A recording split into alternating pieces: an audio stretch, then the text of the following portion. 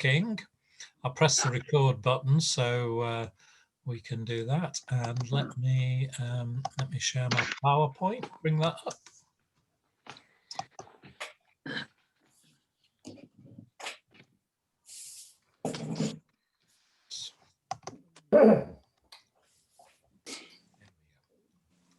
Come on, that's it. So, who's watching Strictly Come Dancing? Is it a popular program? It seems to. Yeah. Easy. I know Kath is a keen Strictly fan, but I was watching it on Saturday. I always start off thinking, I'm not as keen on this program. I don't think I'll bother this year. But then you watch one and you get into it. So my wife and I have been watching it, and of course on Saturday there was Jamie and Karen dancing to Bamboleo, dancing a what was it? It was a salsa, wasn't it? Yeah. Salsa or samba? Not samba, maybe. Yeah. I thought they were very good. But Bamboleo, I thought every time I hear the Strictly singers, I think they really pronounce their Spanish ever so well. So I've got to hand it to them. They are good. Anyway, I sent you a video, a link to the video, and I sent you the words for Bamboleo, which songs are often slightly difficult to translate because they're a little bit poetic. So you don't sometimes there's tricky things to translate. And also the Gypsy Kings are they speak a particularly strange dialect of Spanish. I think it's a Catalan dialect mixed with bits of Occitan from northern France, but I'm not expert enough to dissect it and say which is which. Anyway, vamos a la lección. Buenas tardes a todos. Bienvenidos a la lección 5 de Español Plus. ¿Qué es la fecha hoy? La fecha es el martes 17 de noviembre. It's soon be Christmas, won't it? We'll soon be out of lockdown. Soon be tucking into that turkey. Why is my... there we go. ¿Qué tenemos esta semana? Uno, pronunciación en español. I thought we could do with a little bit of concentration on Spanish pronunciation.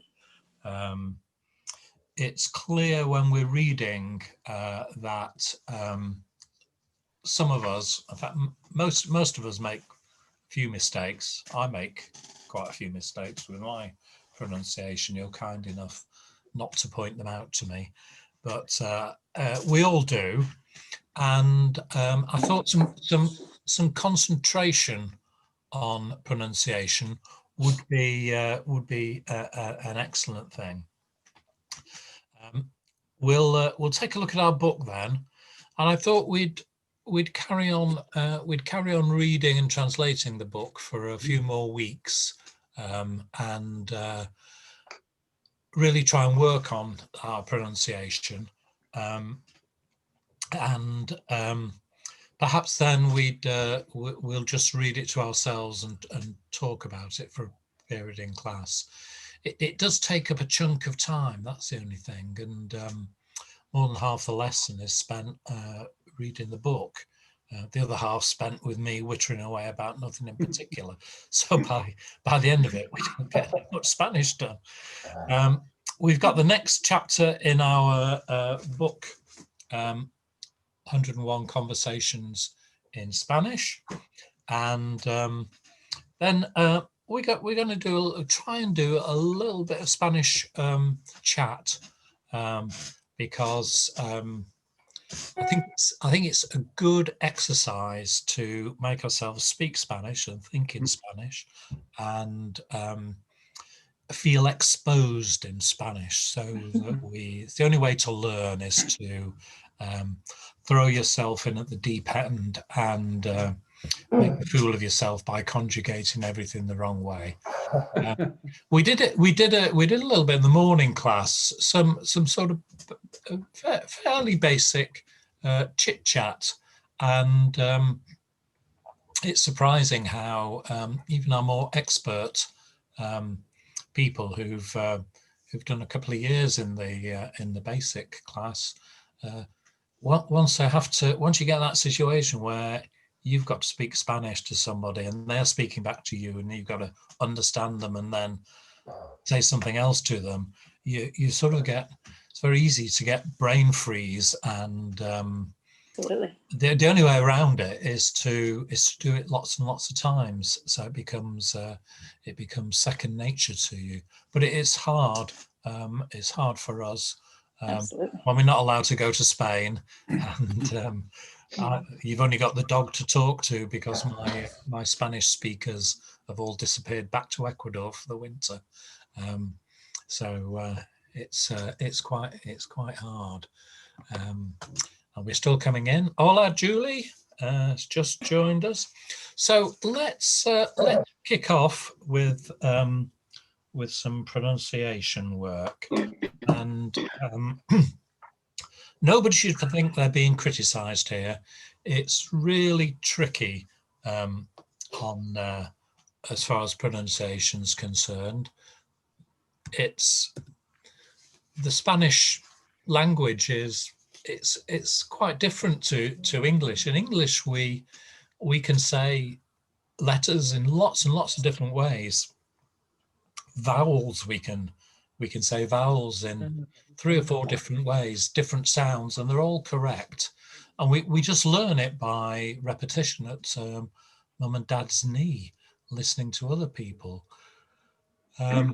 We've also got long vowel sounds and short vowel sounds, and we're told, don't drop your H.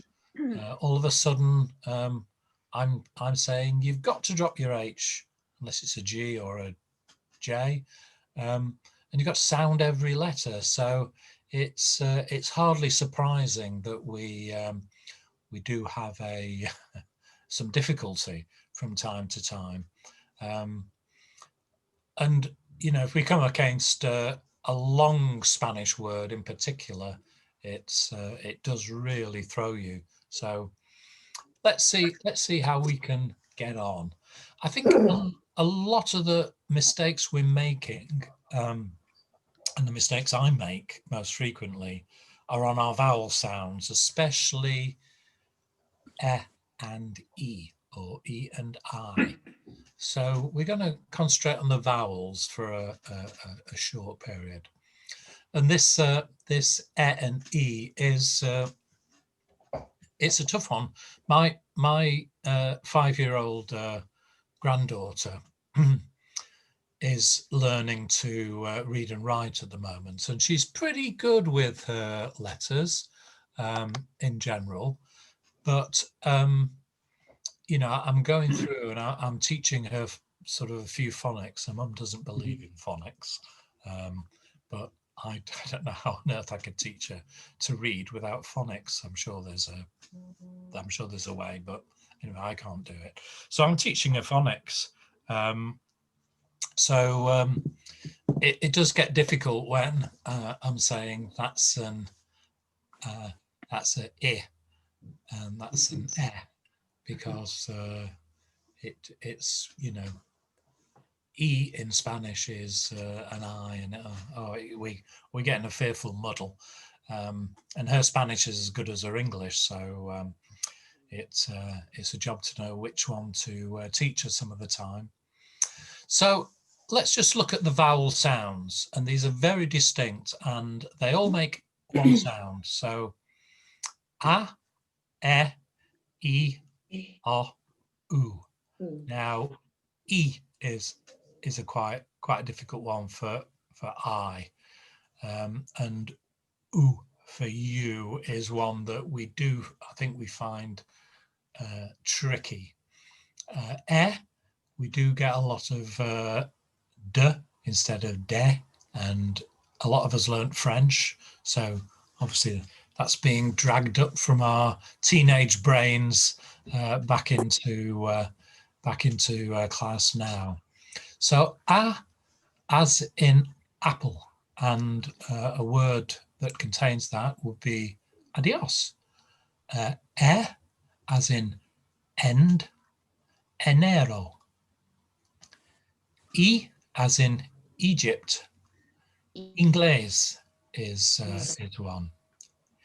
Not Inglés, Inglés. We've got to get that E.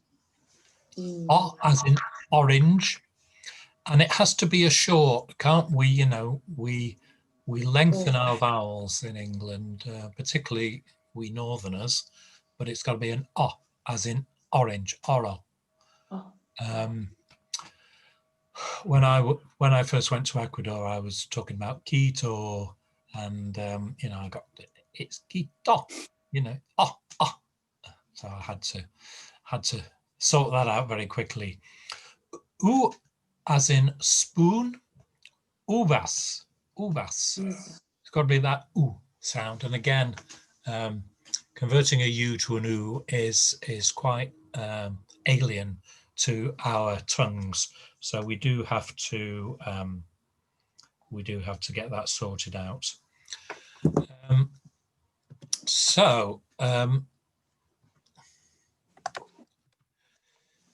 We also have to remember where the stress of the word goes. So in Spanish, when somebody is listening, a native Spanish speaker listening to you is going to listen carefully to every letter sound, because that's what they've been brought up to listen to. And they'll also want to hear the correct stress in the word. So in English, we can have several stresses in a word, and it doesn't really make a difference. In Spanish, the stress is really important. It can tell you the tense, and it can tell you the difference between some words. I think a few of us have done a Michel Thomas course over the years. Good old Michel Thomas. He's very keen on his nose rule in the lesson. Tony's joined us. Hola, Tony. Oh, hola, Eric. Glad you could get in. Yeah. And I had difficulty getting in. Yeah, I think I probably hadn't let you in. I've done away with the password, but maybe I should have the password and people just pop in. Not to worry. Then. But you're here. That's great. Thank you. So the nose rule, if you haven't heard about it, is about the stress in the word. And I think the rule's got limited value, because when you come to a new word, working out whether it's the nose rule applies or not is quite difficult when you're reading. But anyway, words that end in an N or an S or any vowel have the stress on the last but one, the penultimate syllable. All other words have the stress on the last syllable in the word. And there are exceptions to the nose rule, and this is where any word that has an accent in it, and there's only ever one accent in a Spanish word. You don't get two accents in the word, only ever one, and that's the syllable that has the stress in it if you see an accent. So that's the nose rule. As I say, trying to apply it, trying to work out which words it applies to when you're reading or speaking is quite tricky, and the only way really is to learn the sounds, and then you don't need to work it out.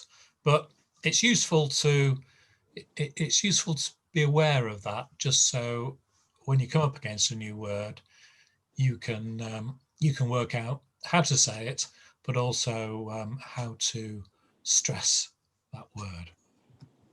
So when you've got two vowels together, it's particularly interesting, and the vowels do have to be pronounced correctly. I remember talking about paella to my to Lucy's younger sister, and she was saying, "You're not saying that right," and she tried to. We spent about 5 minutes with her going paella and me going paella, and eventually I sort of got it, but it sounded very, very strange to me at first. So it does take a little bit of mind over matter. Paella, with the stress in the middle syllable. Poeta, again, stress on the e in the middle. Poeta. Piana. Now, piana is leg, and that's got the stress at the beginning. Puerta, again, door, stress at the beginning. Puerta. So you've got the ue sound. Ia, piena, puerta. Peaton, accent on the r, so the stress goes at the end. Peaton, even though that word would be subject to the nose rule. So have a practice of those. I did send you in the lesson notes a link to a fairly short video in the series Butterfly Spanish. Anna, who does Butterfly Spanish, tends to go on and on. Most of her lessons are about 20-25 minutes.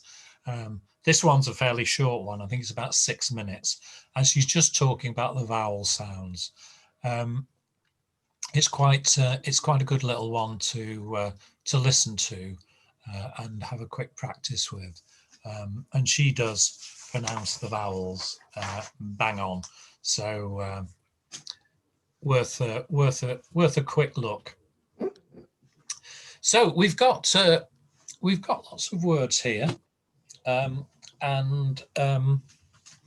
we should have a little practice of these, bearing in mind what we've just said. So I'm going to go around the room and pick victims as I would if we were sitting in the what's that? I don't know why Ken's sitting near the door again. Because I came You are first. literally sitting with the door behind you. Yeah, I can go. Well, I don't know why you're first on my list, Ken. Okay.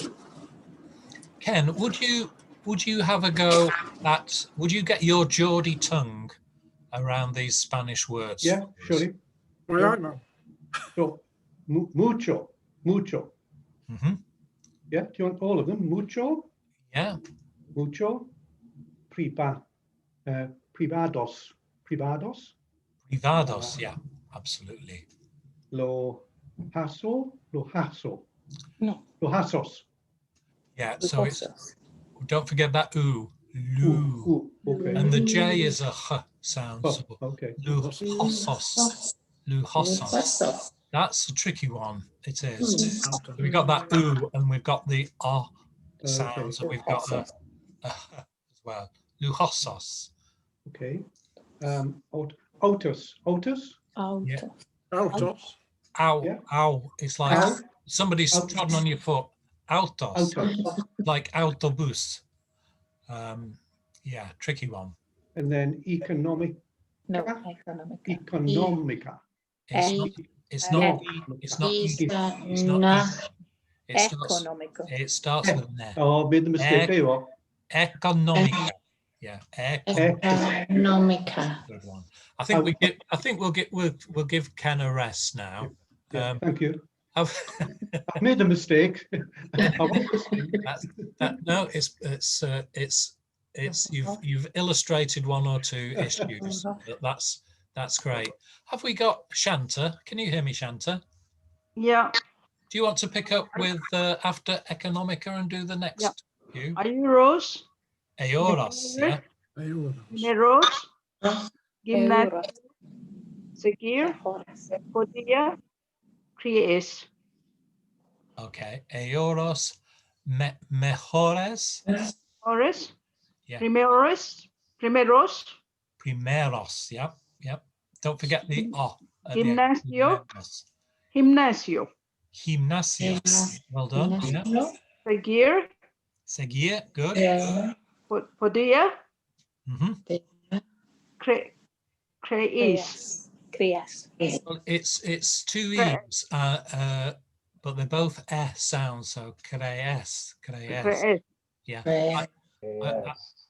I think the only way you can say it is with a slight pause in the middle. Crees. Yeah. Well done. You get the idea. I put these in here with the stresses. Mucho, mucha, privados. I don't think it matters if you say privados or privados. The Spanish ear doesn't seem to distinguish between a B and a V. Lujoso. It looks easy, doesn't it, lujoso, when you see it written phonetically. Yes. Yeah. When it's there in its Spanish glory, it looks quite hard. Económica, euros, mejores, primeros, gimnasio, seguir. Don't forget when we get a G and a U together.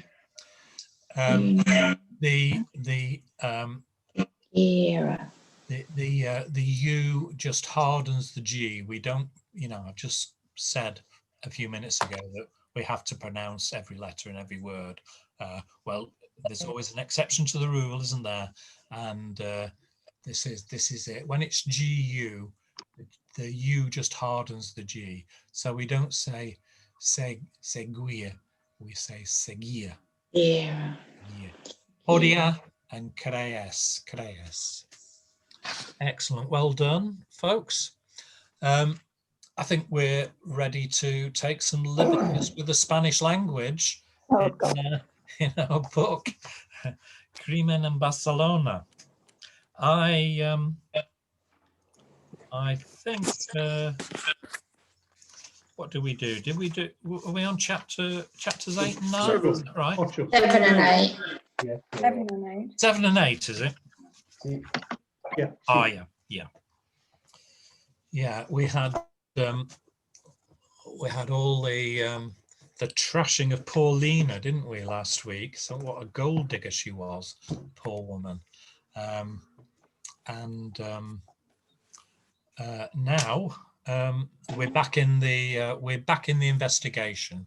So I'm going to go around the class, and sitting next to Ken is John. Okay, so You read last week, didn't you, John? no, I translated. Okay, so you're fine to read then. Where do you want me to read to, Eric?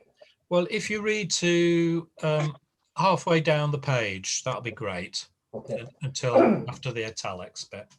Okay. Hace unos minutos se llevaron el cuerpo de Felipe. La oficina quedó casi vacía. Ahora solo hay 4 personas: Ana, Miguel, Aldo y Lina. Los investigadores hablan con la esposa y el hijo de Felipe. Ana le pregunta a Lina: ¿tenía algún enemigo Felipe? No, nunca tuvo enemigos. Era un hombre muy bueno. No entiendo cómo sucedió esto. Good, really good. Well done. There was an investigadores, and there was an un hombre, but un. But great work. Apart from that, great work. Now, who's next on my list to do the translation? Beryl. There you are. It's how come you? Well, no, John normally sits around the other side, but Beryl's generally on that side by the door. You've just fallen into your natural places. All right. Can you hear me okay, Beryl? Yep, yep. Can you hear me? Okay. Would you be able to translate that, please? The body of Felipe was taken away some minutes ago. Is that right? Yeah, yeah. The office became quite empty. Almost empty, yeah. Almost empty. Now there are only 4 people: Anna, Miguel, Aldo, and Lena. The investigators talked with the wife and the son of Felipe. Anna asked Lena, did Felipe have any enemies? No, never he had enemies. He was a very good man. I can't understand how it's happened. Yep, perfect. It's there's some good illustrations in there of how the Spanish construct sentences exactly the opposite way to what we do. So this Mac can connect to iCloud because of a problem with cross at by design 69.fsmet.co.uk. I don't know who that is. So next in the gallery, the Rogues Gallery, is Tony. Crikey. So Tony, would you be able to read to the end? Okie dokie. Yeah. Can you hear me okay? I can hear you perfectly, yeah. Aldo tiene la mirada perdida. Mira el asiento donde hace unos minutos estaba su padre. Miguel le pregunta, ¿sabes de alguien de la empresa que podría haber cometido el crimen? No lo sé. Mi padre era una muy buena persona, pero mucha gente tenía envidia de su dinero y de su poder. No puedo decirte un nombre en particular. Ana y Miguel toman algunas notas y conversan entre ellos en voz baja. It's 14 hours. Pardon? No, I think we're getting some interference. Tony. Lo siento. Luego, les dicen que deben dejar la oficina libre. Son las 3:20 y todos están muertos de sueño. Good, thanks, Tony. There was a couple of northern vowels in there. Sorry. There was a couple of northern vowels in there. We'll send the Spanish pronunciation police. Sorry about that. Well, Lo siento. I know it's 70 odd years of Yorkshire. It's quite hard to squeeze out of one, isn't it? But we'll. Eric, can I ask a question? Eric. Eric, can I ask a question? Twice, hace unos. The context of that in the sentences, please. The very first sentence. Yeah. And also hace unos minutos, second paragraph. Hace, yeah. What's that about? I mean, well, in this instance, hace means since, but it's one of those sentences that doesn't really make sense if you try to translate it literally into English. Okay. So since some minutes was taken, the corpse of the body of Philippe. Does it mean ago? A few minutes ago? Yeah, since a few minutes ago. So the sentence is basically turned around. We would say the body of Philip was taken away some minutes since or some minutes ago. But in the Spanish construction, it's sort of since some minutes or some minutes ago was taken the body of Philippe. So You do find these sentences that don't make any sense if you read them, try and translate them literally, but you'll start to recognize some little phrases, and then you'll be able to piece the phrases and shuffle them around, so that you sort of translate it more automatically. It was the use of the word assay. You're saying it means it's in this instance. Assay can mean since, but okay. I think Veronica said ago, and that's probably a better. Okay. Some minutes ago, some minutes since. Yeah, some minutes ago is a better one. Yeah. Eric. Yeah. Does it literally mean they say it makes some minutes? It makes some minutes. I see. It makes some minutes. Like it makes good This weather. in the past. Well, it says where a few Made. minutes ago.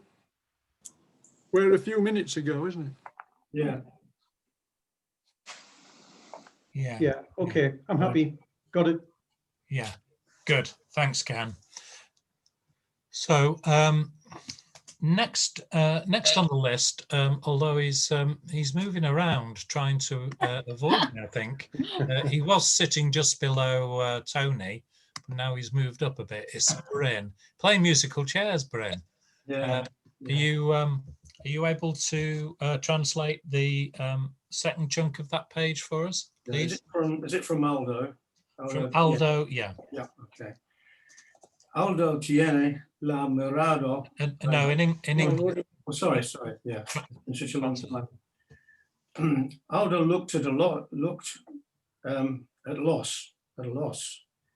He looked at the seat where just a few minutes ago was his father was. Miguel asked, "Do you know someone in the company who could have done this crime?" I don't know. My father was a very good person, but a lot of people had envied his money and his power. I can't tell you any name in particular. Anna and Miguel took some notes and conversation between them in each other in a low voice. Later, they said that they should leave the office. Well, it says open, clear, open. Yeah. Free. Sorry? Free, I think, yeah. Free, yeah. It's 3:20 a.m. and all they're all dead of sleep. Dead from sleep. I think I'm not quite sure. I know what they mean, but I don't quite know. Very tired. Yeah. Well, yeah, dying for sleep, maybe. Dying to sleep. Yeah, good. Everybody happy with that? Yeah. Anybody want to suggest an alternative translation or Pronunciation? Well, I'm not going to teach you to pronounce English, but I think that's perfectly good. Okay, brilliant. So, Carl, could you read the first chunk of the of chapter 8, please, down to the italic bit? Okay. Al dia siguiente, Michael. Don't forget that GU is a siguiente. Al dia siguiente, Miguel will elevate. I've got tongue tied today. Vuelve solo al diviso al Aleres Aralinas hoy debe entrevista a Enrique, la mano derecha de Filipa. La oficina de Enrique está en el tercer piso. Es un salón enorme con un nome con escritorio de vidrio y metal. Sobre el escritorio una computadora iMac de 27 y una MacBook. Todo en la oficina es blanco o transparente. Enrique está vestido con traje y camisa blanca, lo que contrasta con su rostro moreno al ver a Michael lo saluda. Saluda, yeah. Saluda. Yeah. Saluda. Yeah, well done, well done, Carl. There was a few vowels mispronounced there. Yeah. So practice those vowels, particularly the e. Yeah. If you have a chat with Giselle, maybe Giselle could give you a bonk on the head. She does every time you get a vowel wrong. Regularly. That would be good. I'm never sure when we come to a brand whether the Spanish would say iMac because that's what it's called in America, or whether they'd say eMac. I think if they'd never heard of the one before, they'd say eMac. But I don't know whether it's iMac. Anybody any experience of that?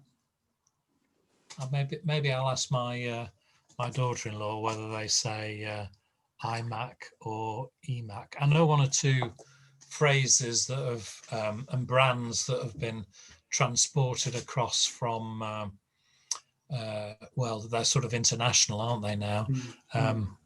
They do say exactly the same as we do. So next on my list of people was Jane. Jane Lilly, could you translate, Jane, please? The following day, Miguel was alone in the building of Alair's Airlines.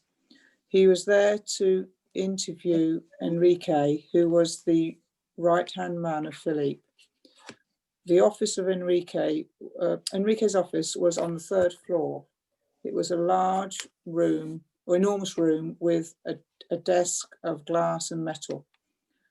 On the desk was an iMac computer, a 27-inch, and a MacBook. Everything in the office was white or transparent.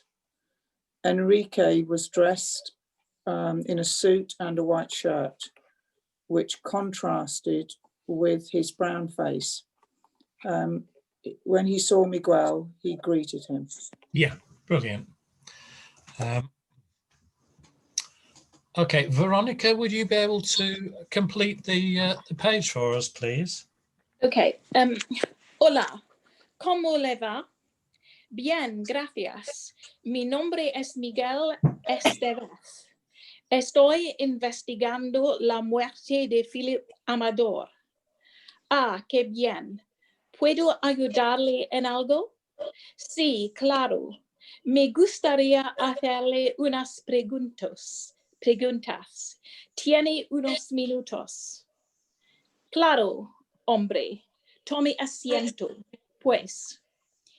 Enrique Jordi tiene 37 años. Era una de las personas más cercanas a Felipe en Alair's Airlines.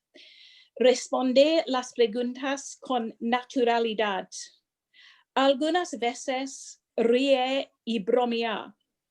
A Miguel esto le parece extraño, pero no hace ningún comentario. Termina con el cuestionario y se retira.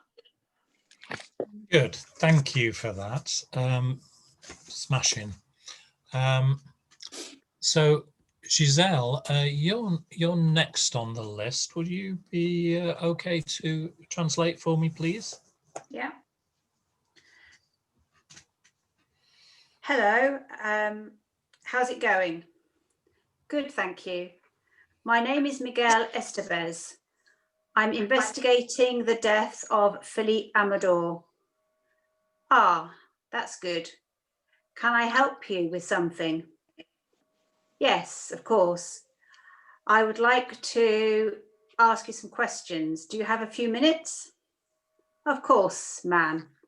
Take a seat. Well, Enrique Yordi is 37 years old. He is one of the people that was closest to Philippe in Airlines. He answered the questions naturally. Sometimes he laughed and smiled. Joked, I think. Yeah.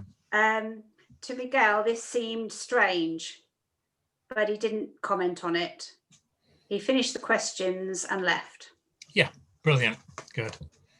Yeah, Bromère is a joke. What's a joke? Broma is a joke? Bromère. Yeah, see, yeah.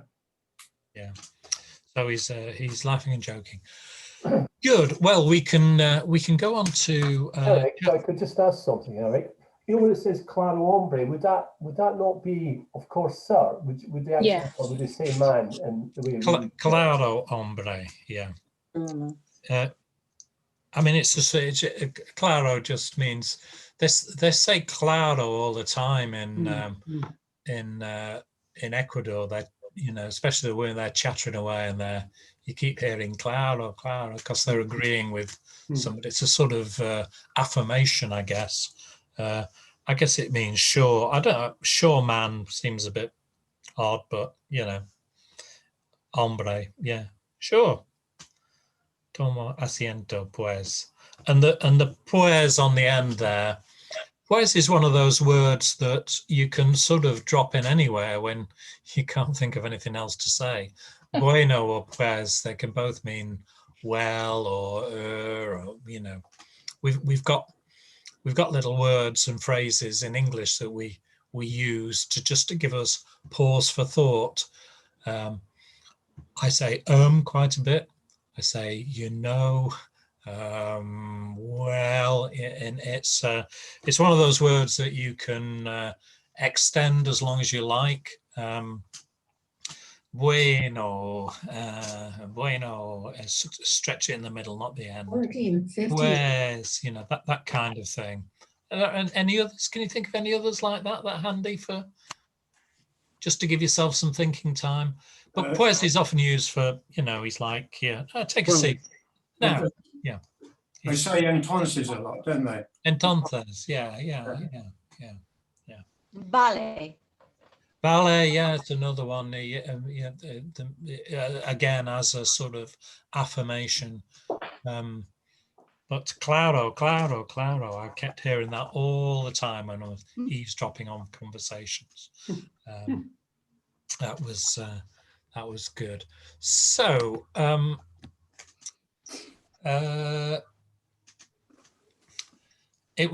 thought it was quite nice to see our old friend Locke making an appearance on page 15. I like the phrase, what do you say? Alvera Miguel, when seeing Miguel.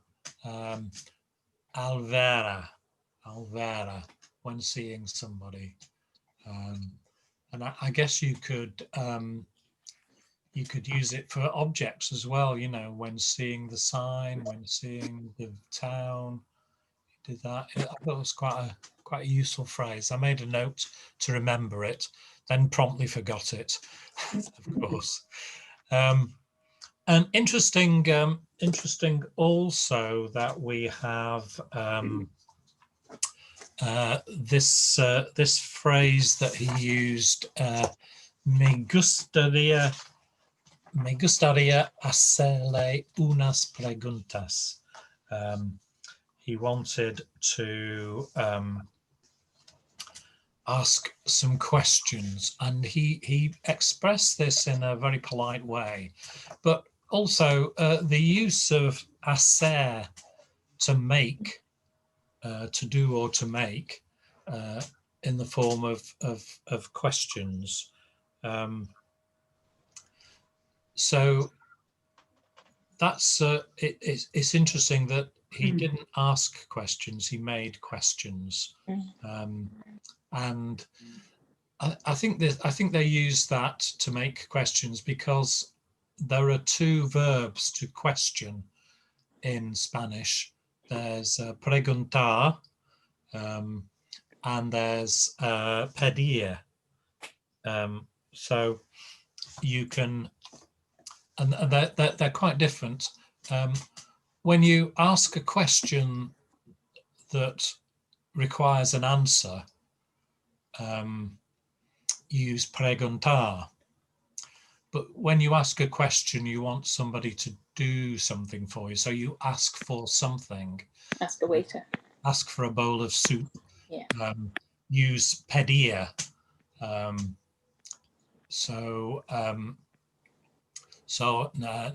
es lo que pedí. It's not what I asked for. You see those two words used for asking for questions, and it struck me the degree of politeness that's possible here in Spanish. He said you could say, quiero hacerle unas preguntas. I want to ask you some questions. You could say, quisiera hacerle unas preguntas, a little bit more polite, using the subjunctive of querer, quisiera. I would like to ask you some questions is probably how we'd say it to be polite in English. But in Spanish, there's an even more polite form, me gustaría hacerle unas preguntas, which is, it would please me to ask you some questions, is a direct translation. But of course, it all means the same in Spanish. It's just a degree of politeness being added, 3 levels of politeness there. Quite interesting. And now you can stick your electronic hand up, and you can say quisiera hacer una pregunta if you have a question to ask, and we'll do our best to give you an answer. So next week we'll read the next 2 chapters, 9 and 10, and we'll do some more reading, and we'll work on our pronunciation. I think the pronunciation today was considerably better than it was the previous week. So it's just a question. We need to think about what we're saying and not sort of go through it like we'd expect to read it in English. We have to have our particularly our vowel radar up there, and we'll have another little practice next week, and we'll read some more. So I should have had that screen up before, but we'll send this to you in the lesson notes. So now we're going to do some a bit from 101 conversations in simple Spanish, and we come to chapter 5, unos dibujos muy especiales, some very special drawings. Y aquí lo que necesitamos dos actores para las partes de Nuria y Alicia. I've made the mistake of copying and pasting from last week's lesson, so there's no Rodolfo here.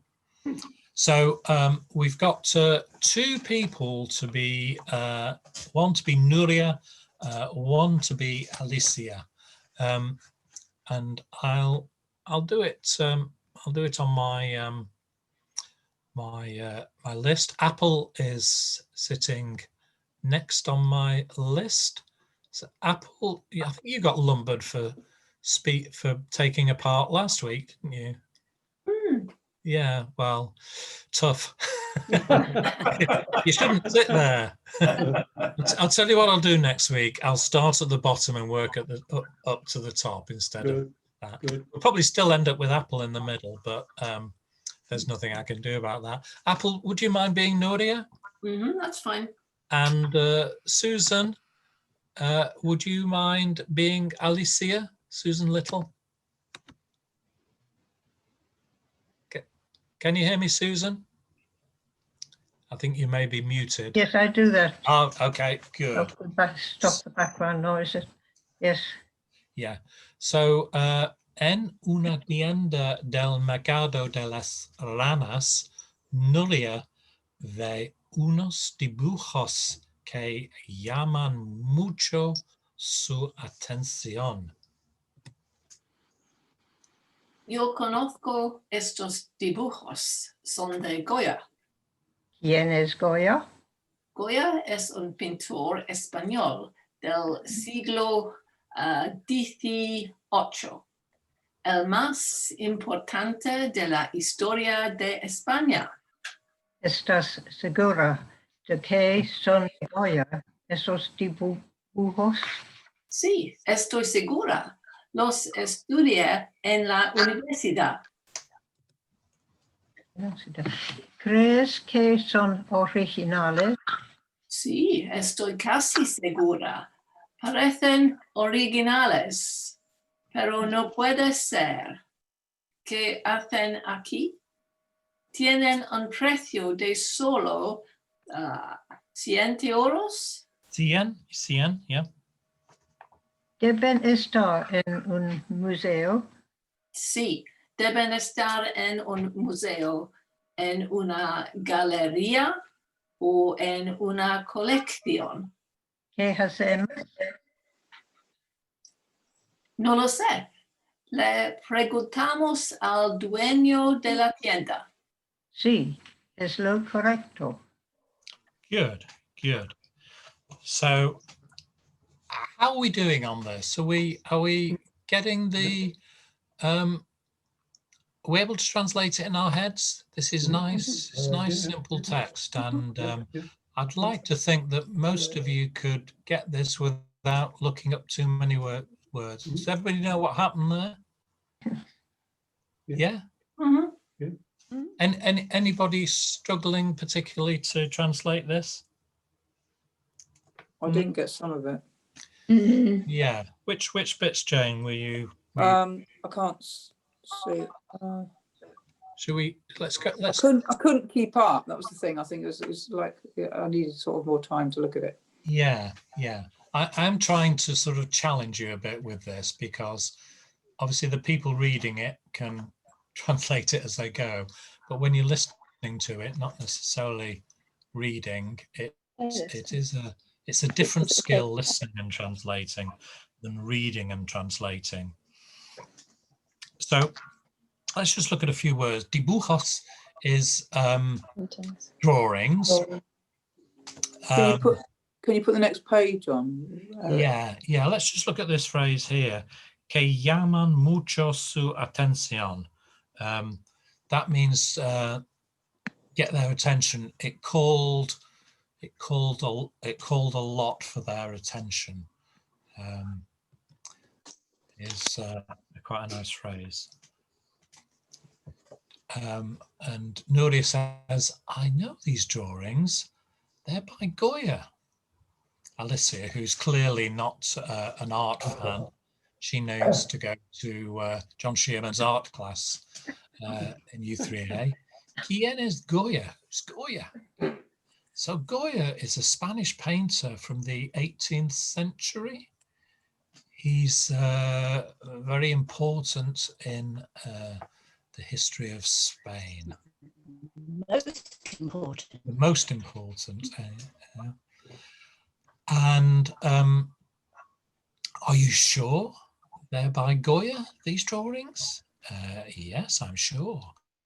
I studied them in university, she says. Do you think they are originals? Yes, I'm almost sure.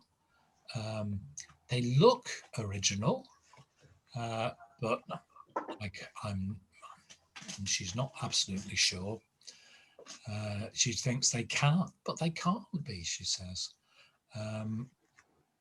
What are they doing here? They have a price of only €100. Remember what the taxi driver said? He said it's full of stolen stuff, didn't he?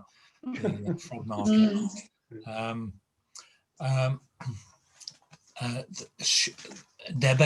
They ought to be. So they ought to be in a museum. Yes, they ought to be in a museum, or a gallery, or a collection. ¿Qué hacemos? What are we going to do? Nuria says, I don't know. We'll ask the owner of the shop. Alicia says, yes, that's right. That's the right thing to do. I wouldn't ask the owner. Definitely not.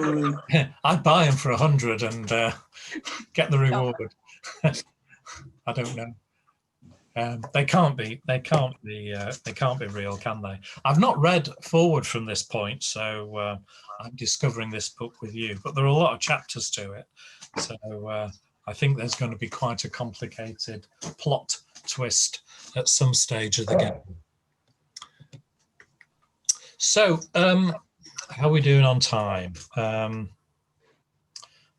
We've 1 minute. We've 1 minute left. I want to do. Are we okay for 5 minutes? Everybody okay for 5 minutes? Yeah. I want to look at some preterite forms of irregular and regular verbs. I sent you the. These are our regular verbs in the preterit, and these are some of the irregulars, which we just have to memorize, unfortunately. So keep those two pages with open, and I want to 14:30. ask you some questions. So Maggie, next on my list. ¿Fuiste al supermercado esta semana? Sí, fui al supermercado a sábado. El sábado. El sábado. El sábado. Muy bien. ¿A qué supermercado fuiste? Is it still me? Yeah, it's a follow-up question. You're not getting away with a quick answer. ¿A qué supermercado fuiste? Tony, fui a Waitrose. Compré un libre. What's newspaper? Periódico. For Eric. See? No, I didn't buy it. Yes. Whatever the word is. I think the word is libro. I think you've been taking lessons from Tony in how to get a free newspaper. I don't want to hang around here too long. You forgot to say the newspaper, El Guardian.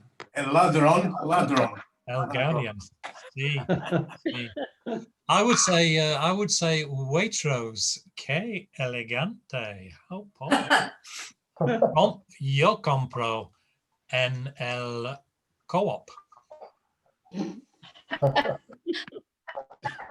So, Lorna, ¿fuiste al supermercado esta semana? No. No. No. al supermercado. Porque I can collect. I don't know how to say I can collect. You get home delivery. Are you on home delivery? How do I say that? Is it Waitrose home delivery? No, Big question. We're getting a bit of breakup there. Sue, Sue, have you been to the supermarket this week, Sue Gockel? No, no fui al supermarket. Supermercado. Okay. In that case, ¿qué preparaste para cenar anoche? ¿Qué preparaste para cenar anoche?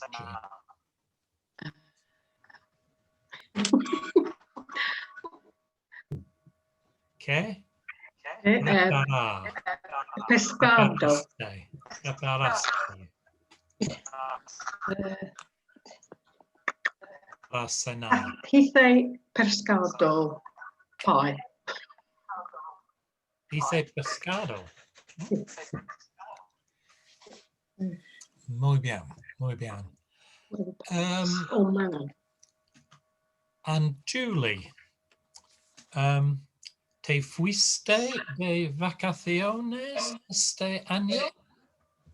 No fui a vacaciones este año. En marzo